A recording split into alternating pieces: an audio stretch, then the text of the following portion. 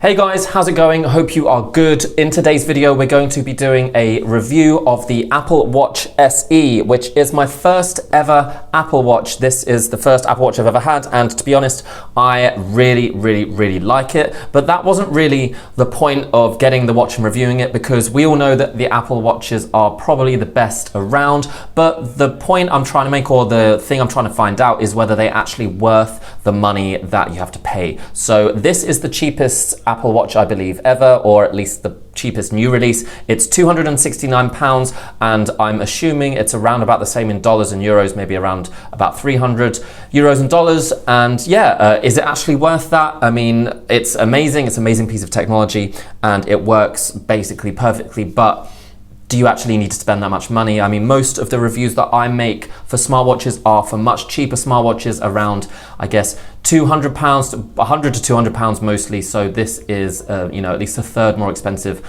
than most of the ones I already review. So let's take a look at what you can do with this watch and whether it's actually worth spending that extra money. Let's go.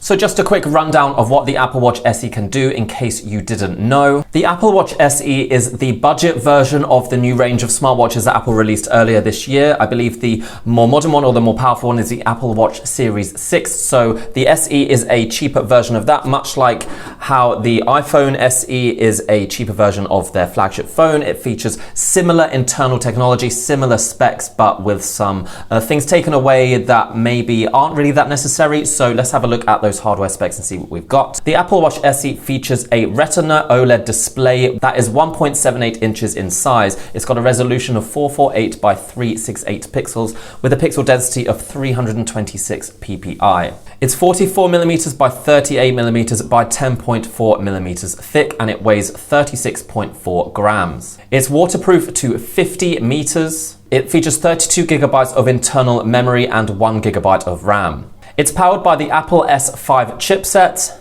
For tracking, it features an accelerometer, a gyroscope, a second generation heart rate sensor, a barometer, and an always-on altimeter. It features a speaker and a microphone, as well as internal GPS and NFC. The lithium-ion battery can be charged wirelessly and lasts for up to 18 hours, depending on how much you use it. So the Apple Watch SE, despite being the cheaper version of Apple's smartwatch range, is really packed full of features. I mean, it's got that NFC, GPS, it's got loads of tracking features, loads of sensors. It has internal memory, 1 gigabyte of RAM. It has an amazingly clear, bright, colorful screen. It's got one of the brightest screens I've ever seen on a smartwatch, certainly brighter than anything that I've bought before, any of the Amazfit or the Huawei smartwatches that I've had. The watch is so responsive. It's just like an iPhone. I mean, I find it so amazing just to be able to scroll through. The menus are it's literally so easy to use. It's basically like an iPhone on your wrist. It has that same premium quality. The build of the watch is very premium. It's made out of metal, as opposed to a lot of other smartwatches that I've used that are made out of plastic. The strap, you have so many different options for what strap you use. I chose this kind of fabric strap, which is much more preferable compared to the silicone straps that you get with most other smartwatches. You also have the option for that with the Apple Watch, but yeah, there are literally like 20 or 30 different straps you can choose from. But like I say, does all of this add up to a good value watch? Because let's face it, it is super expensive. I mean, for a watch, really. I mean, a lot of people are happy to spend that much on Apple Watches and other kind of high-end smartwatches, but for me, I've kind of got used to spending around $100 to £200 on my smartwatches, and that seems reasonable to me. I mean, even this being the cheapest Apple Watch seems pretty expensive.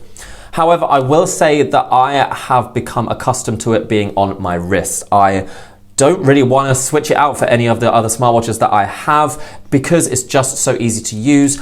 It has an app store. You can expand the functionality of the watch much more than any other smartwatch that I've had. There are many useful apps available. For example, I've got City Mapper, which has actually been useful. It allows you to find routes, find bus times, train times, all that kind of stuff straight from your watch. There's an app for Uber, Spotify, there's podcast apps, and it all just works so effortlessly. It all just happens and you don't have to worry about syncing anything, as long as you have an iPhone. Now, this is where we come to my first issue with the Apple Watch. You do actually have to have an iPhone. You have to be an iPhone user to really get the most out of it. I only really have this iPhone as a backup, and as there are some apps that are only available on the Apple Store which I need to use. So that's the only reason I have an iPhone. Otherwise, my normal phone is an Android. When this runs out of battery, the Apple Watch kind of becomes much less useful because you don't get the notifications, you don't get the call alerts, you don't get the same experience basically. You can use the Apple Watch independently of an iPhone, but it's not the full experience. You do really need to be in that Apple ecosystem. One of the absolute highlights of the Apple Watch SE is the design. I mean, it is just so good looking. It's so flawlessly, effortlessly modern. So the main reason I started using smartwatches was to track health, fitness, you know, going for running, cycling, the gym. That is basically why I thought smartwatches were a great idea. And I've been using the Apple Watch to do exactly the same thing. It features all of those sensors. It features a second generation heart rate monitor, a barometer, a accelerometer, gyroscope, so you know it can do all of those things, and it does it pretty well. The difference between the Apple Watch SE and the Apple Watch Series 6, one of them is that the Series 6 features an SpO2 tracker. Now, the Apple Watch SE does not, which really is a bit of I mean, it's not a big deal because, like I say in many of my videos, SpO2 trackers at the moment are not the most useful things because they are mostly used manually and you really need to have it on all the time to be able to see your general blood oxygen level, health and fitness. So that's when it's useful. But I will say that I have very many much cheaper smartwatches that are literally half the price of the Apple Watch SE that do feature SpO2 trackers. So kind of feels like a little bit of a misstep there. You can get that feature in much cheaper smartwatches than this, but for me, it's not really a deal breaker. Otherwise, I will say the tracking features on the Apple Watch are so reliable. I mean, I think it is the most reliable smartwatch I've had when it comes to measuring fitness and workouts. In fact, it doesn't even need to be told when you're doing a workout. So I could be at the gym on the rowing machine without even telling the watch what I'm doing. It will know that that is what I'm doing. It will start tracking a workout and it will know that I'm on a rowing machine. Or if I'm going for a run, it will know when I start running. Or if I go cycling, it'll know when I'm cycling. So it just, don't know how this works, but it just knows and it will start tracking immediately. So even if you forget, then it will work it out. It will know what you're doing most of the time. It also just captures a lot of data. It has a lot of sensors and they seem to be pretty accurate. So you can view them all and you can view all of that information on the watch itself. The screen is large enough, bright enough, clear enough to be able to see quite intricate data. So it is very useful in terms of sports and fitness tracking. And obviously, because it has that app store, there are so many apps available that are specifically meant for this. I will say that some of them are quite expensive. I mean, for a watch app, there are a lot of paid apps that don't really seem to do that much, but even the free ones, there are some workout apps. I think there's a Nike running app, which is very, very popular. So there's a lot of different workout modes and workout tracking features that are pre-built into the watch, but also you can expand that by downloading plenty of apps that are available. But unlike my other smartwatches that I tend to use, the Apple Watch SE is far, far more than just a health and fitness tracker. It is a full smartwatch experience, and one of the first full smartwatch experiences I've ever had. It really does show what you can do with a full smartwatch. For example, you can download podcasts, you can download music straight onto the phone, you can take calls, receive messages. The watch features a speaker and a microphone, so if you receive a call from your phone, you can answer that call on the watch. You can reply to messages straight away. The way the notifications are dealt with is really, really good. You can have quick replies, which are common messages that you can just quickly tap a button and reply straight to any WhatsApp, Facebook, Instagram message you get straight from the watch. So it makes dealing with the notifications way more easy than I've ever had on any other cheaper smartwatch. The Apple Watch SE also comes with Apple's voice control Siri, which is fully functional on the watch. In fact, it's been thinking that I'm talking to it all the time now, but I'm not. So you can basically control the watch with your voice. You can activate any of the apps. You can even do translations if that's what you want to do. You can set alarms. You can dictate text messages. You can access your calendar. Anything you can think of doing from your voice, you can do that on the Apple Watch SE. And I think it is actually something that I've got comfortable comfortable using, whereas with other smartwatches, it's never really worked that well, so I don't bother, but it seems to work pretty much every single time with the Apple Watch. Also, one thing that I found really impressive about the Apple Watch, I mentioned the screen is so colorful, so bright, that Retina display looking amazing. The sheer number of watch faces available for the Apple Watch SE is also quite astounding, and they all have kind of different features. They all show different things. Some of them even show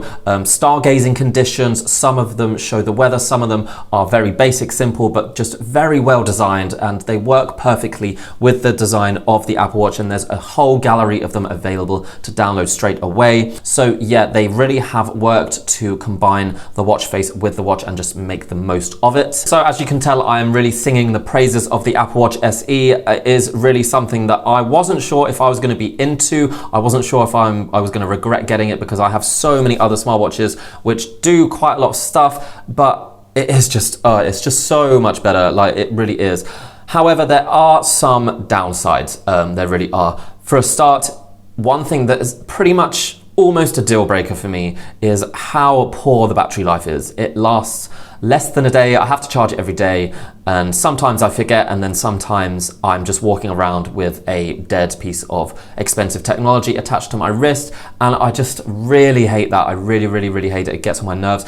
I want to be able to use something for a couple days before I charge it, and that's just not possible with any Apple Watch, including this one. Despite it having less hardware or less tracking features than the more expensive ones, it still doesn't last that long. Now, that coupled with the fact that I really need to use the iPhone all the time to go with it makes me kind of wonder whether I actually want to use this as my main smartwatch. If it's going to run out half the time, what is the point? It's not going to be able to track my heart rate and workouts when I want it to. It's not going to be able to, you know, I won't be able to use the GPS very much, because the GPS will really drain the battery very quickly. Even NFC can drain the battery. I mean, you can use it as a payment device, but if you do that quite a lot, it's going to, again, drain the battery. You're going to have even less time with it actually on. So despite the, the charging time doesn't take that much, it's a wireless charge. You could carry the cable around with you, but it's just something else to remember. That is the biggest downside for me for this smartwatch, and it is something that plagues Apple technology and the smartwatches in general. Just the battery life is not the one for me. And to be honest, I keep mentioning that I've got all these other smartwatches. For the most part, they do much of the same thing, especially when it comes to health and fitness tracking. I have watches like the Amazfit watches, the Amazfit GTS. I've got the Huawei GT2e. I've even got like much cheaper ones like the Honor Band ES. I mean, that is literally like $110, and it has an SpO2 tracker, whereas this does not. All of those watches that I've just mentioned have decent heart rate monitors. They have accelerometers, gyroscopes.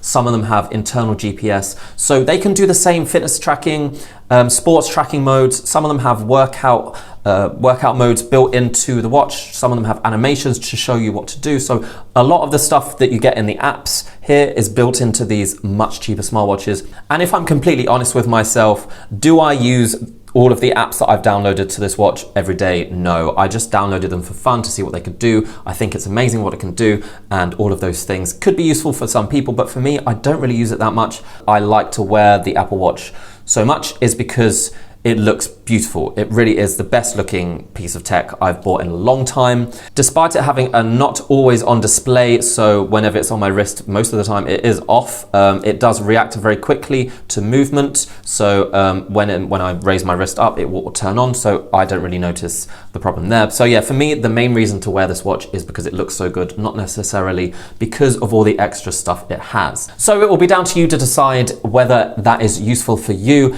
If you just want a watch to track health and fitness, then you really don't need the Apple Watch because it does so much more. If you're not interested in the apps, if you're not interested in the dictating, the text messages, receiving calls, receiving messages, even this cheaper Apple Watch SE is probably not going to be worth it for you. But if you were thinking of maybe upgrading, maybe you do want that full smartwatch experience and you like what you see here, you like all these apps that I've shown you, then the Apple Watch, I think, is just it's the best you can get. And at £269 or whatever it is in dollars, I think it's a pretty good deal. I do think it's a pretty good deal, and I'm glad I got it, and this probably will be my main watch for a long time, unless something amazing comes out from one of these other companies. So yeah, that's it guys. I hope that has been useful. If you are on the fence about whether to get this cheaper Apple Watch, then hopefully that has helped you out. I will be doing some comparisons between the Apple Watch SE and some of the smartwatches that I mentioned just now in my next few videos. So if we are really curious about the exact comparisons or the exact differences, then stay tuned, because I will definitely be using the Apple Watch SE as the kind of standard now for comparing other smartwatches. So if you're interested to see if there's anything that could kind of beat it in terms of value or in terms of what you get for your money, then stay tuned, because I will be bringing you that. So yeah guys, I hope that was useful. Subscribe if you want some more videos. I will see you next time. Bye.